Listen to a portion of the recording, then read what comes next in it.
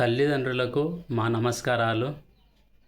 నిన్న 10th class results తర్వాత కొంతమంది పేరెంట్స్‌తో మాట్లాడితే వాళ్ళు చాలా నిరుత్సాహంగా ఉన్నారు. అది పిల్లలకు వచ్చినటువంటి మొట్టమొదటి విజయం 10th క్లాస్ అనేది.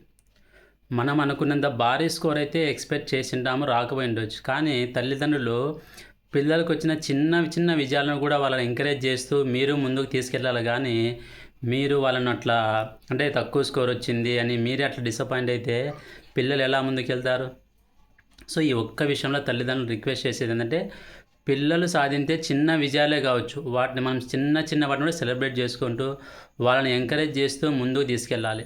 నేను కూడా భారీ ఎక్స్‌పెక్టేషన్స్ పెట్టుకుంటాను ఇన్ని కావాలని. కానీ కుదరనప్పుడు వచ్చిన విజయాన్ని ఎంజాయ్ చేస్తూ పెద్దవాటికి వెళ్ళాలి గానీ, మనము నిరుత్సాహపడి వాళ్ళని కూడా చేయొద్దు. కొంచెం ఆలోచనతోనే మార్చుకోండి. Thank you.